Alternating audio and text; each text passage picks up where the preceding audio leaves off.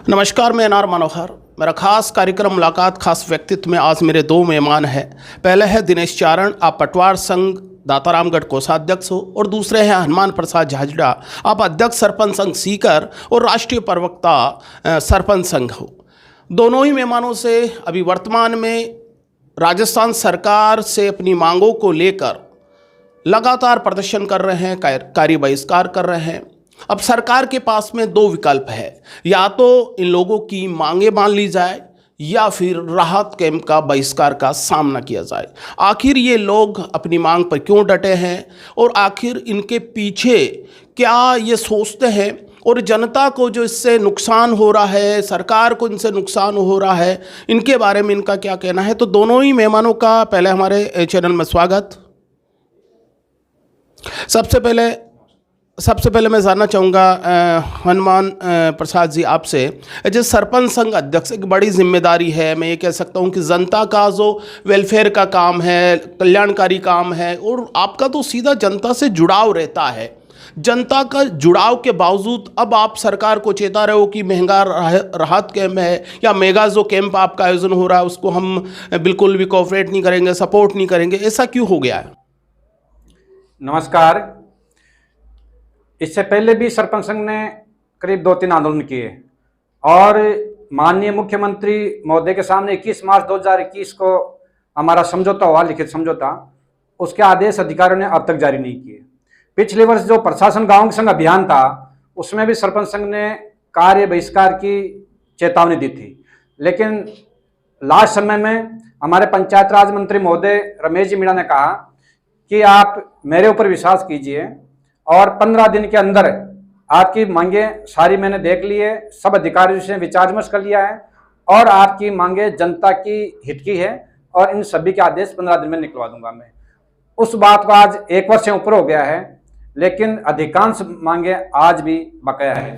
एक बात बताइए हनुमान जी, कि क्या एक मंत्री वादा कर लेता है और मंत्री ये बोल देता है, क्या मंत्री भी अपनी बात से पीछे हट रहे हैं? ऐसा समझे इसे?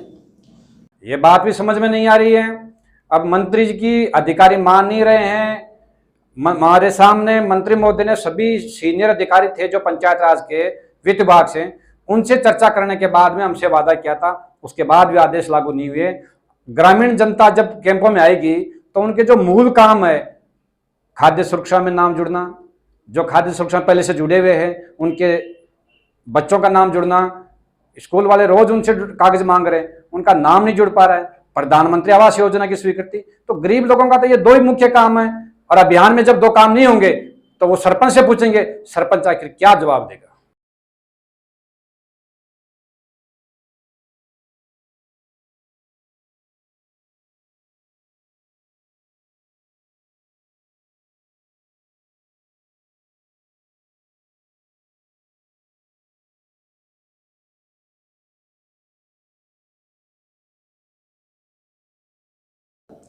राजस्थान सरकार से हमारा मुख्यमंत्री महोदय की गरिमा में उपस्थिति में 4/10/2021 को लिखित समझौता हुआ था, जिसका आज दिनांक तक कोई क्रियान्वयन नहीं हुआ। हम सरकार को लगातार ज्ञापन प्रेषित कर रहे हैं, लगातार ज्ञापन दे रहे हैं, लेकिन आज तक कोई आदेश जारी नहीं हुआ। सरकार को हमने ये राहत कैंप है उससे पूर्व ही हम ज्ञापन प्रेषित कर चुके हैं। हम किसी कार्य राहत कैंप का कार्य बहिष्कार नहीं कर रहे। हम जनवरी में ही सरकार को आंदोलन की चेतावनी देकर ज्ञापन प्रेषित कर चुके हैं कि हम हमारी मांगों को माना जाए। हम जो 2/10/2021 को प्रशासन गांव के संग अभियान थे उससे पूर्व हमने कार्य बहिष्कार किया था। उस कार्य बहिष्कार में हमारा दिनांक 4/10/2021 को एक लिखित समझौता हुआ था, वो भी प्रशासन गांव के संघ के पूर्व लिखित समझौता हुआ था कि हम आपके आदेश जारी कर दिए जाएंगे। मुख्यमंत्री महोदय की गरिमा में उपस्थिति में ये समझौता हुआ, लेकिन आज दिनांक तक कोई आदेश जारी नहीं हुआ। नहीं, ये टाइमिंग को लेकर भी एक सवाल उठता है कि भाई आप, ऐसा तो बहुत कम देखने को मिलता है कि सारे डिपार्टमेंटली, सरपंच संघ हो, मैं आपका पटवार संघ हो, उसके साथ राजस्व विभाग के जितने भी संबंधित डिपार्टमेंटली है, विकास अधिकारी है, ये सभी लोग धरने पर है, सभी लोग कार्य बहिष्कार की धमकी दे रहे हैं। ये टाइमिंग क्या कह रहा है ये?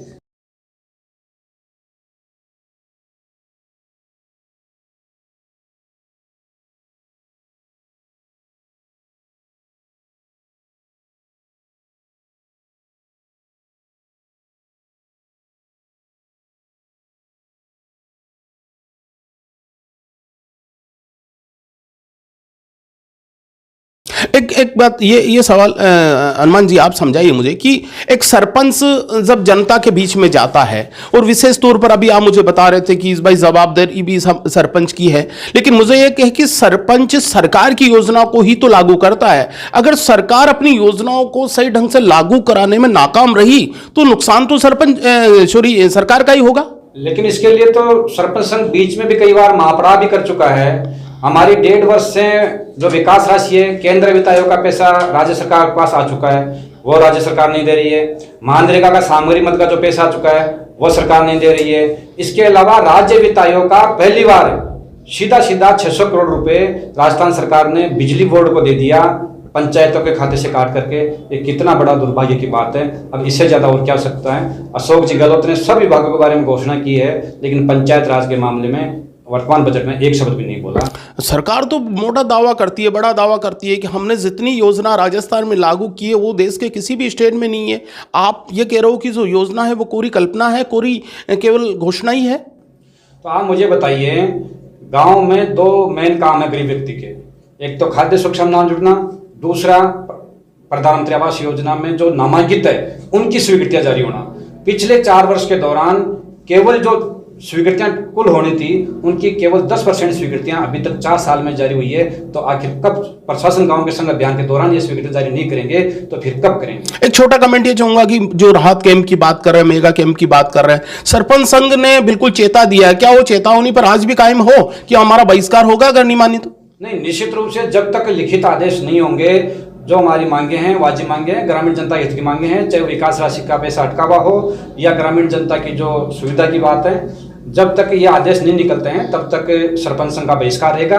हम हमारी कोई मानदेय बढ़ाने की मांग नहीं कर रहे हैं, हम ग्रामीण जनता के हित की बात करें ताकि प्रशासन गांव के संघ अभियान में ग्रामीण जनता के कार्य अच्छे तरीके से हो। दिनेश जी, आपकी मैं बात को सुन रहा था, समझ रहा था, तो एक ऐसा कि जब आपको एक सैलरी भी सरकार देती है, आपके पास में एक अच्छा खासा आपको पद सर्जन भी, अभी नायब तहसीलदार का को एक आपको राजपत्रित की भी बात आई थी, वो बात भी, तो क्या है कि जब कुछ बातें अगर आपकी मान ली जाती है, कुछ बातें आपकी नहीं मानी जाती है, तो नहीं मानी है तो एक ही रास्ता है कि भाई धरना या कार्य बहिष्कार। तो ये चीज़ें तो थोड़ा क्या लगता नहीं है कि क्या जनता इसको थोड़ा गलत समझेगी या लोग इसे गलत समझेंगे? सर, आज कुछ मांगे मानी जाए लेकिन उनके आदेश लिखित आदेश हो।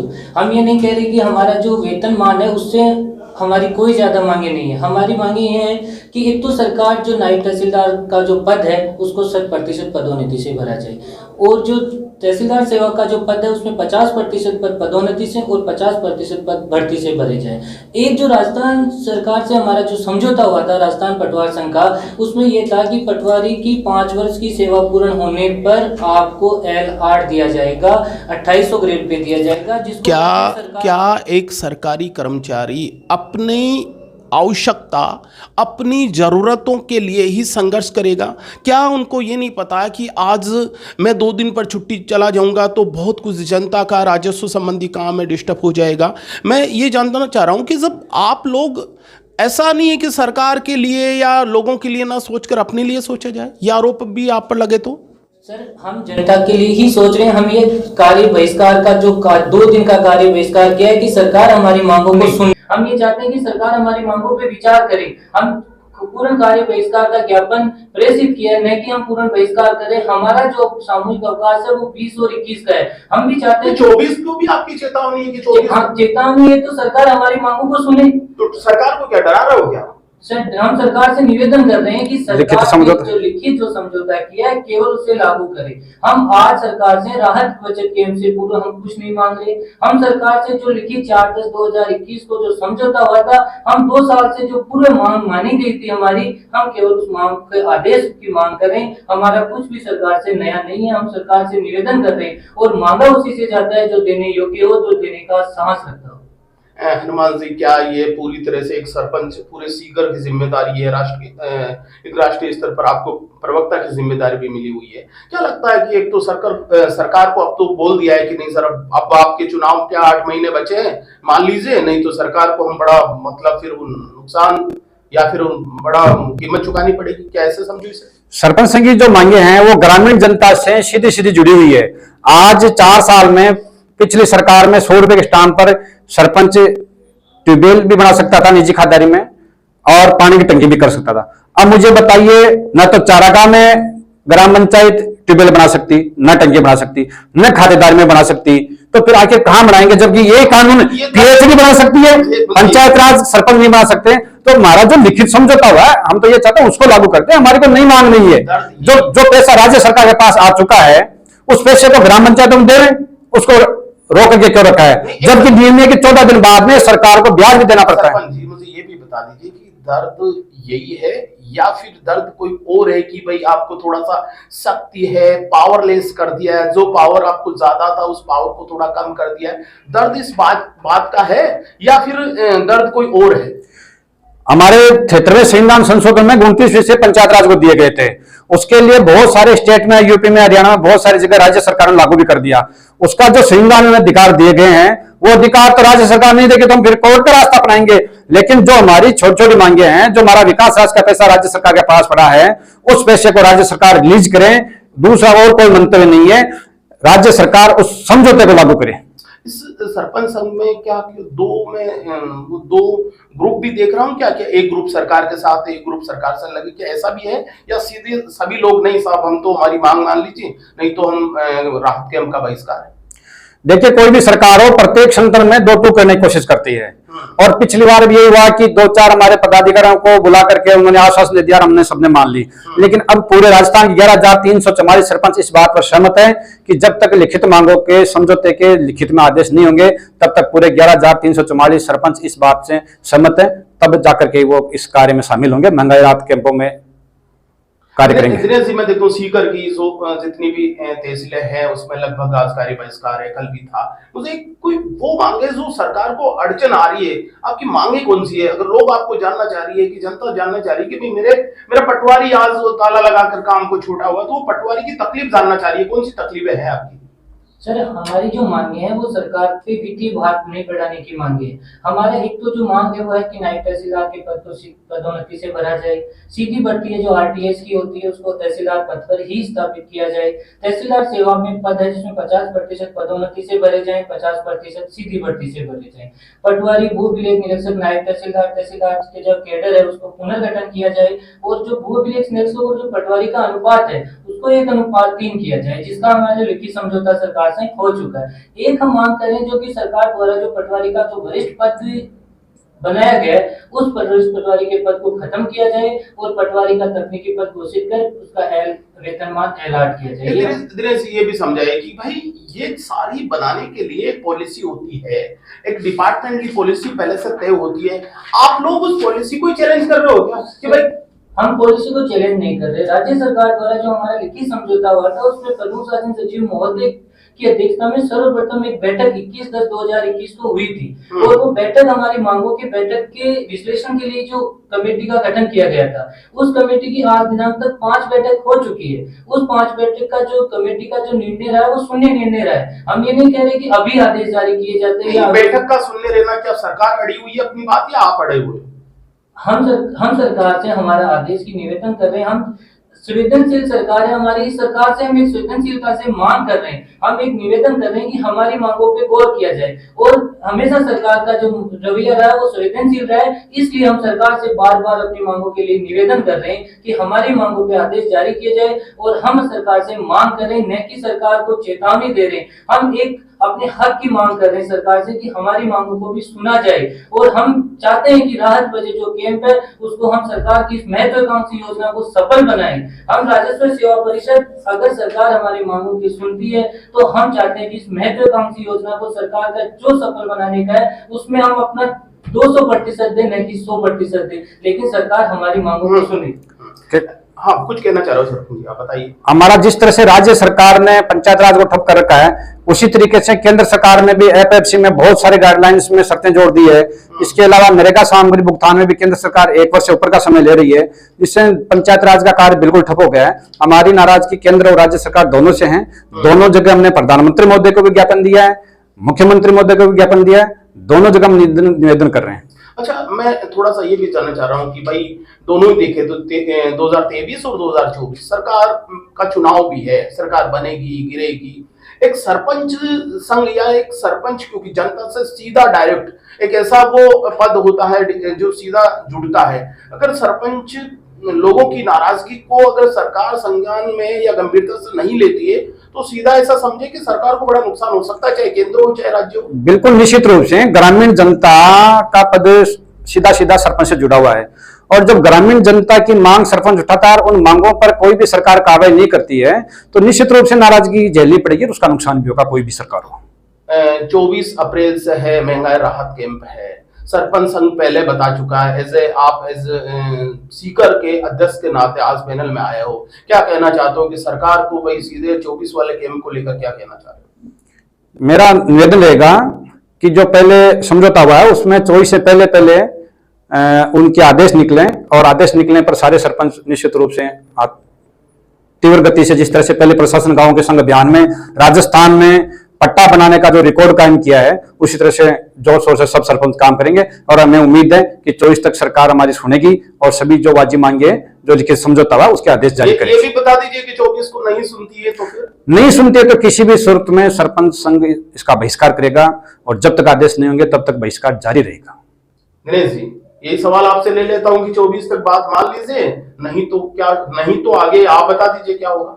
हमारा जो ज्ञापन दिया हुआ है, ज्ञापन प्रेषित जो हमारे प्रदेश अध्यक्ष महोदय द्वारा जो राजस्व सेवा परिषद के जो तीनों घटक है उनका जो ज्ञापन प्रेषित किया गया है, ये यही किया गया है कि 20 और 21 को हम सामूहिक अवकाश पर रहेंगे। हमारे अगर मांगों पर सकारात्मक विचार या आदेश या जारी नहीं करती है या हमारी कोई वार्ता नहीं होती है सरकार से, तो हम जो ज्ञापन प्रेषित है उसमें यही है कि हम कार्य बहिष्कार करेंगे। ये जारी रहेगा? हाँ, ये जारी रहेगा। क्या मैं से ये भी समझूं कि 24 वाला कैंप का भी बहिष्कार कर दिया जाएगा?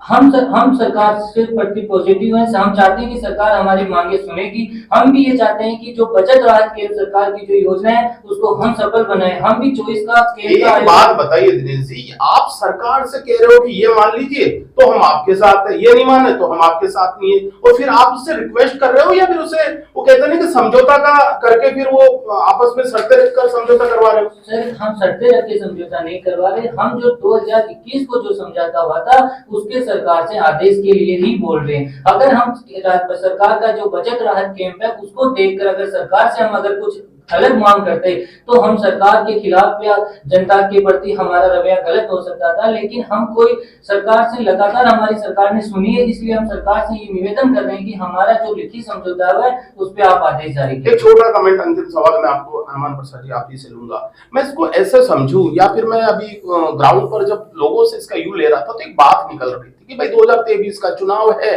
अब तो चाहे सरपंच संघ हो चाहे आपके मंत्रालय डिपार्टमेंटली हो, ये सभी लोग सरकार पर प्रेशर बनाएंगे। एज ए प्रेशर ग्रुप की पॉलिटिकल या आपका समूह है ये काम कर रहा है, इस बात में कितनी सच्चाई? नहीं, प्रेशर की तो बिल्कुल कहीं है नहीं, मामला नहीं है। हमारा आपको पता है इससे 6 महीने पहले भी आंदोलन हुआ था, जयपुर में 10,000 सरपंच इकट्ठे हुए थे।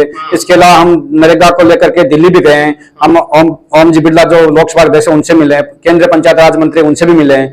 तो ये हमारा लगातार चल रहा है, ये कोई नया नहीं है। और हमने पिछली बार प्रशासन गांवों के संघ अभियान से पहले बिना किसी आदेश के केवल पंचायत राज मंत्री रमेश जी मीणा के आश्वासन पर सारे प्रशासन गांव के संघ अभियान को सभी सरपंचों ने मिलकर के एकदम सफल बनाया। लगभग दोनों ही डिपार्टमेंट भी अलग अलग पटवार संघ और सरपंच संघ सरकार को निवेदन भी कर रहे हैं और चेता भी रहे हैं कि भाई हमारी मांगे मान ली जाए, क्योंकि मांगे ऐसी नहीं है, जनता से जुड़ी हुई है, हमारा हित के साथ साथ जनता का भी हित है। ऐसे में सरकार को मामले पर गंभीरता तो दिखानी चाहिए, क्योंकि 23 के चुनाव है। दोनों ही मेहमानों का दोबारा हमारे चैनल में स्वागत, बहुत बहुत धन्यवाद।